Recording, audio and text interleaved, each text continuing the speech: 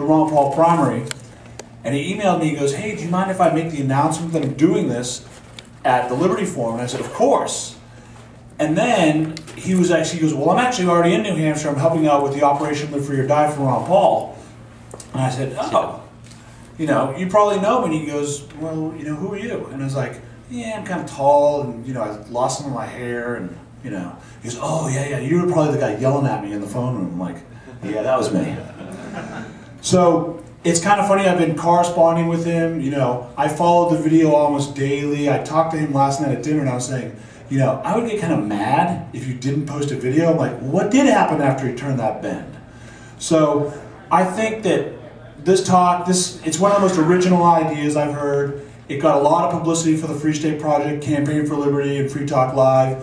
He got interviews throughout the nation, and I think that the way they want this introduced is probably the most apropos way for Will and Brooke.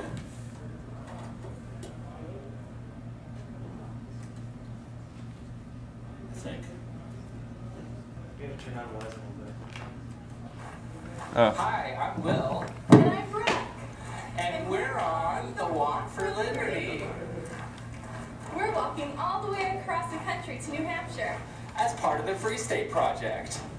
To live and work with people there in promoting the ideas of personal responsibility, individual freedoms, shrinking the size of government, and having fun. Over 8,000 people have already pledged to move to New Hampshire. And 1,000 are scheduled to have moved by the end of this year. So come join us. Sign up at freestateproject.org. And tell them the Walk for Liberty sent you. Yeah!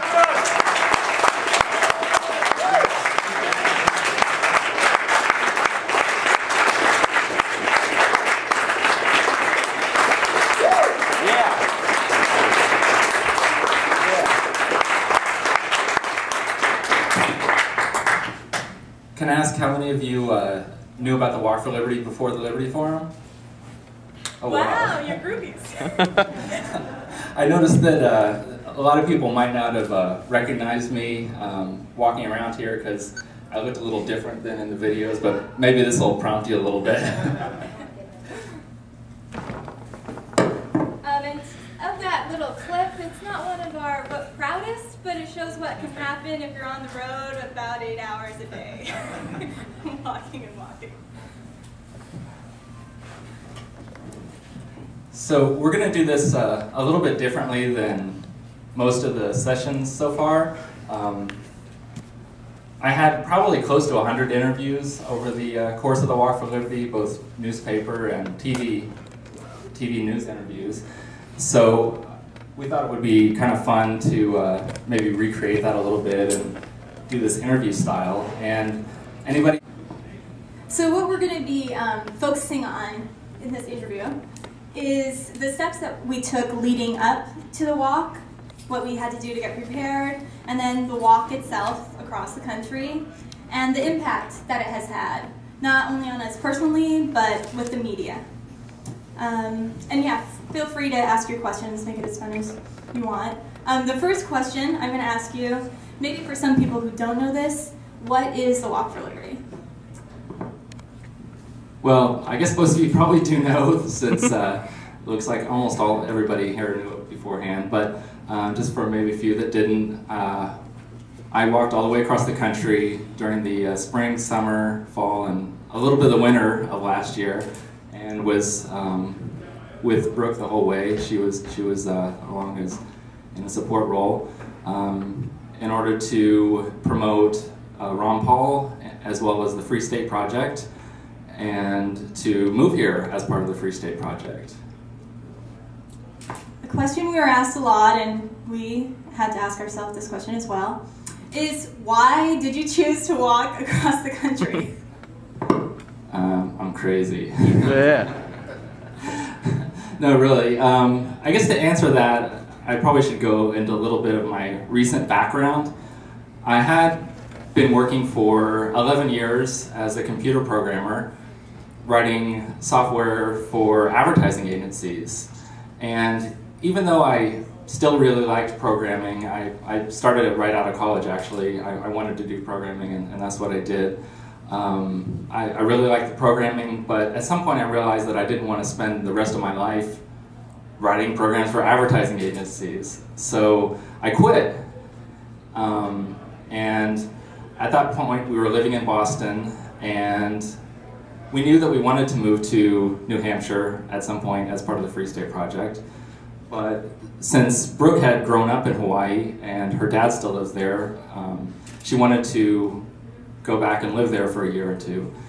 So we did that, and at that point I wasn't working, and I wanted to find a way to contribute to the Liberty movement, and at some point make some money from it.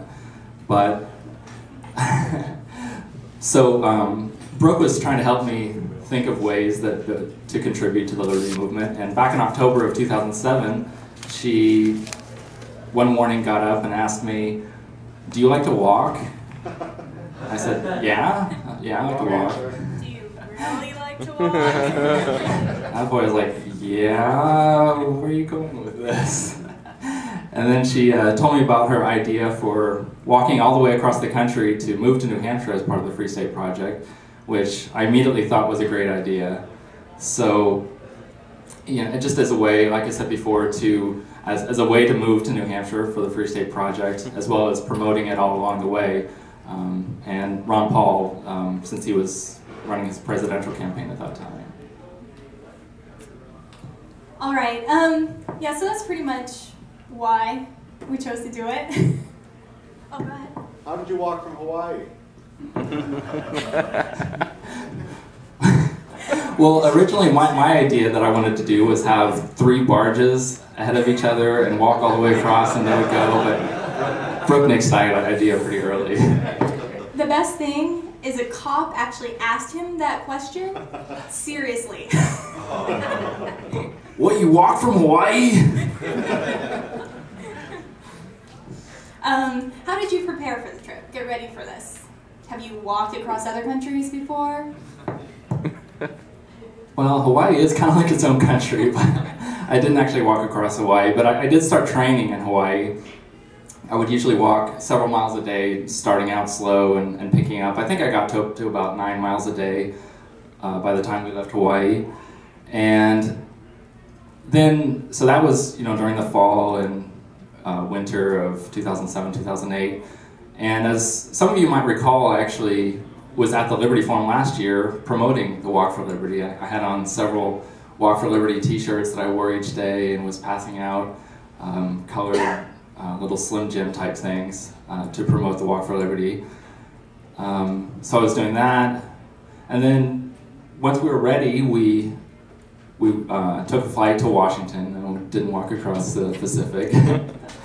And Brooke's dad came with us, which was handy because we bought an RV, an old 86 RV, and a Subaru, and he helped fix them up, mostly the RV, because the Subaru was in pretty good working condition, but the RV needed a bit of work. So that was nice, and we took about, I guess, maybe a week doing that, or 10 days, and then drove down to Oregon to start the journey.